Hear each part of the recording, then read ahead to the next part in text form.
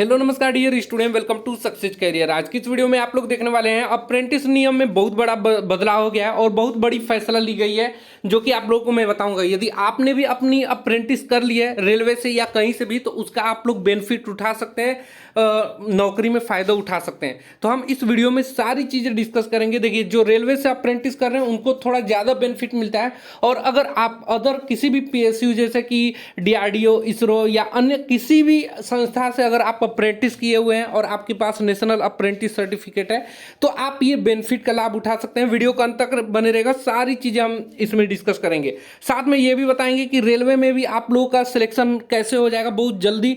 अगर आप रेलवे से अप्रेंटिस किए हुए हैं, कितने नंबर पे सिलेक्शन हो जाएगा वो भी हम डिस्कस करेंगे। तो देखिए, रेलवे हो गया या अन्य संस्था से यदि आप अप्रेंटिस किए हैं तो उसमें बहुत बड़ा बदलाव हो गया है, और ये नोटिस ऑल ओवर इंडिया में लागू हो गया है। वीडियो को अंत तक बने रहेगा, सारी इंफॉर्मेशन आप लोगों को मिलेगी। कोई भी नोटिफिकेशन आता है तो सबसे पहले हम अपने टेलीग्राम चैनल सक्सेस कैरियर में डालते हैं, जहां पे ऑलरेडी 12,800 से अधिक स्टूडेंट ज्वाइन है। यदि आपने भी नहीं ज्वाइन होंगे तो इसको ज्वाइन जरूर कर लीजिएगा, जिससे कि आप लोगों को पल पल की अपडेट मिलती रहेगी। और साथ में यदि आप आईटीआई पास आउट हैं तो सक्सेस करियर मोबाइल ऐप को जरूर डाउनलोड करिएगा। यहाँ पे आपको all courses, ITI courses, CITS courses, paid test series, e book and previous year मिल जाएंगी। ऑल कोर्सेस में बात करें तो ये राजस्थान इंस्ट्रक्टर का निकला हुआ है। साथ में यहाँ पे आप मास्टर टेस्ट सीरीज किसी भी कॉम्पिटेटिव एग्जाम की ज्वाइन कर सकते हैं, जैसे यहाँ पे फीटर का master test series all competitive exam के लिए है, वेल्डर का, उसके बाद आपको इलेक्ट्रीशियन का, एमएमबी का, मैकेनिक डीजल का, कोपा का, और अन्य कॉम्पिटेटिव एग्जाम के मॉक टेस्ट और स्टडी मटेरियल आप लोग को मिल जाएंगे, जो कि आसानी से आप किसी भी एग्जाम को निकाल सकते हैं। देखिए, जो अप्रेंटिस किए हुए छात्र हैं या जो अप्रेंटिस करने के लिए सोच रहे हैं, उनको बहुत ही बड़ा बदलाव हो चुका है, और अब इसका आप फायदा उठा सकते हैं हर एक सेक्टर में। यानी कि वो पीएसयू सेक्टर हो या आप प्राइवेट जॉब करना चाहते हो, उसमें भी इसका बेनिफिट उठा सकते हैं। और अगर आप रेलवे से अप्रेंटिस किए हुए हैं तो उसका तो मान लीजिए कि रेलवे में जो बेनिफिट मिलता है उसके साथ भी अगर आप प्राइवेट जॉब करेंगे तो उसमें भी बेनिफिट मिलेगा। उसके लिए ये लेटर आपको समझना पड़ेगा, और ये लेटर आप लोग को अपने पास रखना पड़ेगा। ये ऑलरेडी हमने टेलीग्राम चैनल में डाल दिया है। देखिए, ये गवर्नमेंट ऑफ इंडिया के द्वारा जारी हुआ है, यानी कि भारत सरकार द्वारा जारी हुआ है। और ये किसने जारी किया है? तो ministry of skill development and entrepreneurship ने इसे जारी किया है। अप्रेंटिस ट्रेनिंग डिवीजन के तहत इसको जारी किया गया है न्यू दिल्ली की तरफ से, जो कि 19 फरवरी 2024 को पूरा ऑल ओवर इंडिया में इसे लागू कर दिया गया है।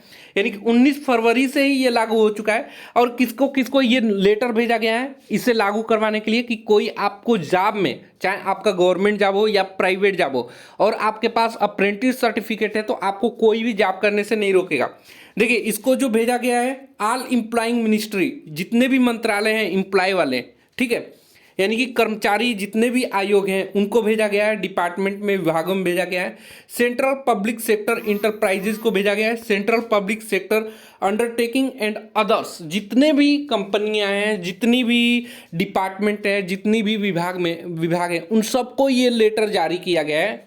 ठीक है, क्यों जारी किया गया है वो भी देखेंगे। और यहाँ पे देखेंगे ऑल स्टेट, यानी कि भारत में जितने भी स्टेट हैं, राज्य हैं, जितने भी यूनियन टेरिटरी है, यानी कि केंद्र शासित प्रदेश है, और जितने भी स्टेट पब्लिक सेक्टर अंडरटेकिंग कंपनियां, उन सब पे ये लागू हो जाएगा। 19 फरवरी 2024 से ये लागू हो चुका है, तो आपको भी जानना पड़ेगा।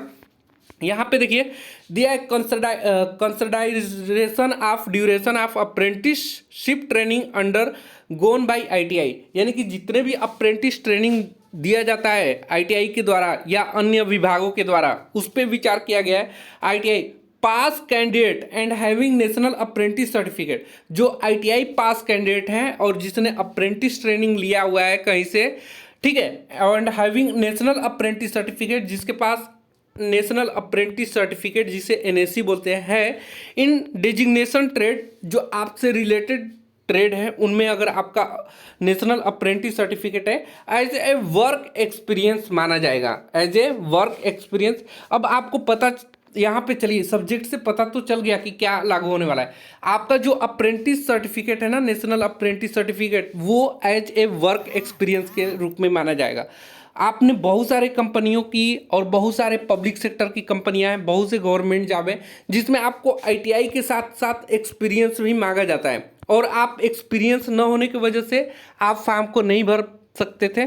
अब उसी चीज को लागू कर दिया गया है कि यदि आपके पास नेशनल अप्रेंटिस सर्टिफिकेट, क्योंकि आप अप्रेंटिस ट्रेनिंग के लिए जाते हैं रेलवे में या अन्य विभाग में, तो आपको एज ए वर्कर पूरे काम लिए जाते हैं जैसे एक परमानेंट वर्कर से लिया जाता है। तो ये आपको भी उसका बेनिफिट मिलेगा अगर आपने 1 साल का कहीं से भी, इवन रेलवे हो या इसरो हो या डीआरडीओ है या भेल हो या यूपीपीसीएल हो या अन्य कोई भी जहाँ से अप्रेंटिस है, वहाँ से अगर आप करते हैं तो इसकी बेनिफिट मिलनी चाहिए। अब इसमें देखिए सबको क्या बोला जा रहा है, ये पूरा इंग्लिश में दिया हुआ है। अगर आप बोलेंगे तो मैं इंग्लिश में भी समझा देता हूँ, या हिंदी में समझना आपके लिए एलिजिबल है तो हिंदी में भी हम समझा सकते हैं। तो चलिए हम हिंदी में कन्वर्ट कर सकते हैं, क्योंकि maximum ITI student Hindi medium से ही होते हैं।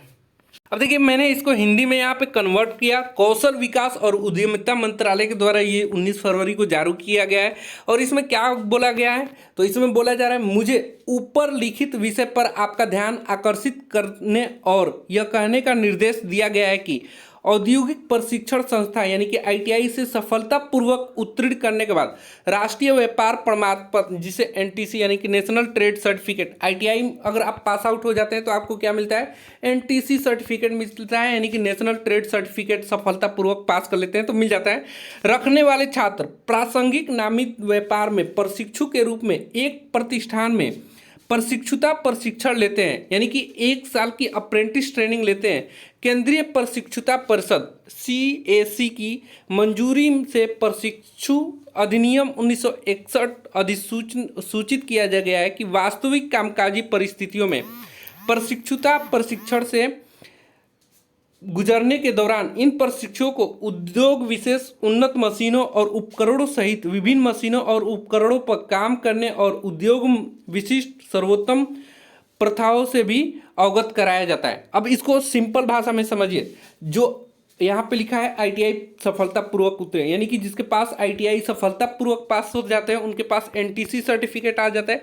इसी आईटीआई सर्टिफिकेट के तहत वो किसी भी स्टेट गवर्नमेंट के या सेंट्रल गवर्नमेंट में जाकर अप्रेंटिस करते हैं, या किसी प्राइवेट कंपनी में या किसी नवरत्न कंपनी में या महारत्न कंपनी में आप अप्रेंटिस करते हैं। अप्रेंटिस के दौरान आपको विभिन्न प्रकार की टेक्निकल चीज़ों जैसे मशीनों पे भी कार्य करवाया जाता है, जैसे एज ए परमानेंट वर्कर काम करता है ना, रेलवे विभाग हो या अन्य कोई भी विभाग हो, उसमें जैसे परमानेंट अस्थायी सदस्य काम करता है वैसे आपसे भी फुल काम करवाया जाता है अप्रेंटिसशिप के दौरान।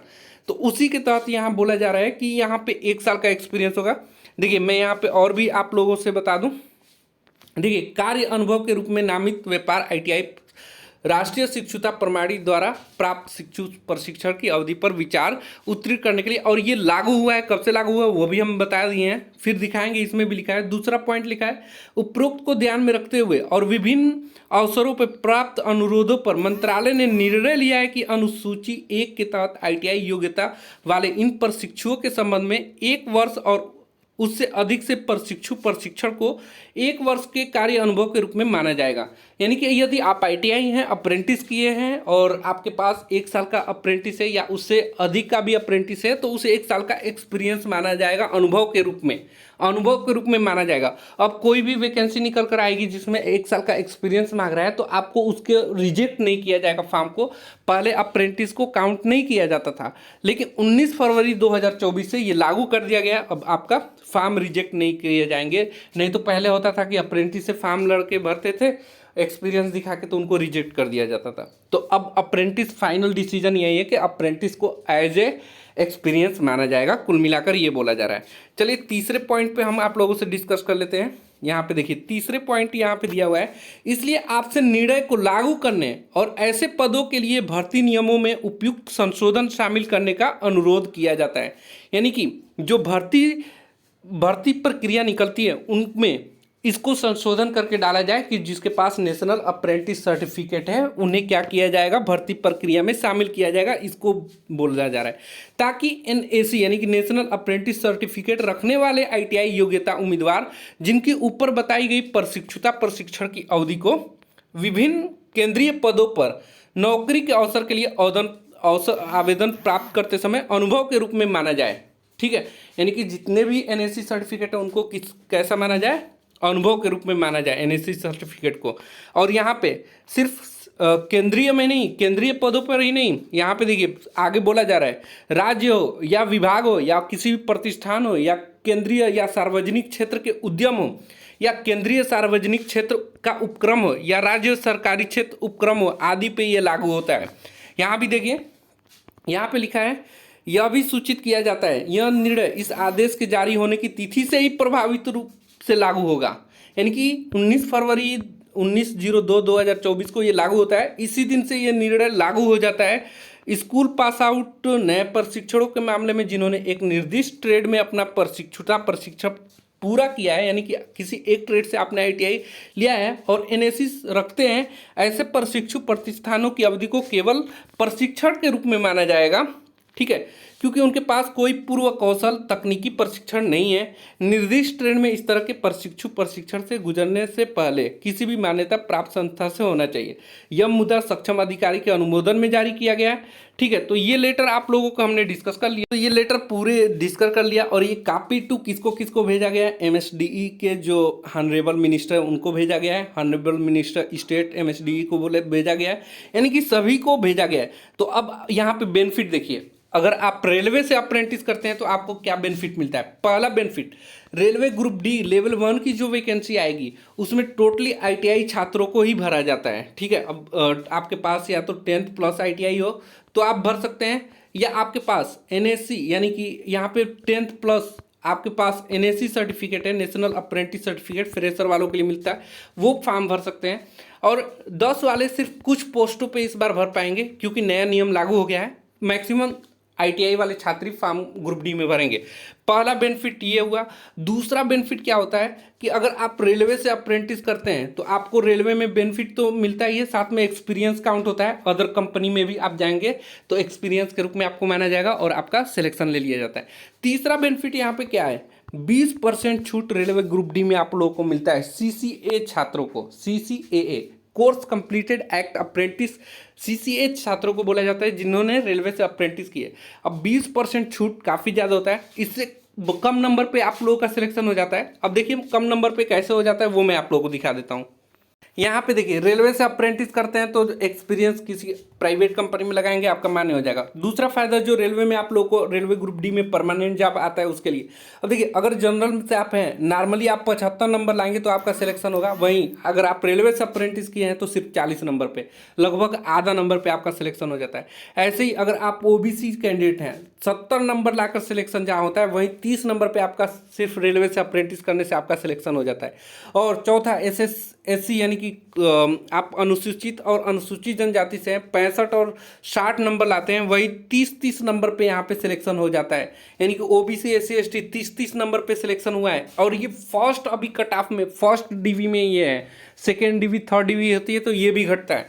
यानी कि सोचिए कि सीधे आधे से कम नंबर पे सिलेक्शन हो जा रहा है अगर आप रेलवे से अप्रेंटिस करते हैं। और दूसरा बेनिफिट ये है कि कम नंबर पे सिलेक्शन हो गया। तीसरा बेनिफिट, चौथा बेनिफिट जो भी है वो बेनिफिट आप लोगों को मानिए, जो रेलवे ग्रुप डी में दौड़ होती है 1000 मीटर की, जो 4 मिनट 15 सेकेंड में बहुत सारे छात्र वहीं पे फेल हो जाते हैं सारा चीज़ कॉम्पिटिटिव एग्जाम निकालने के बाद, वो चीज़ आपका नहीं होगा। 35 किलो की वजन लेकर चलना पड़ता है, वो आपका नहीं होगा। तो ये बेनिफिट है अगर आप रेलवे से अप्रेंटिस करते हैं।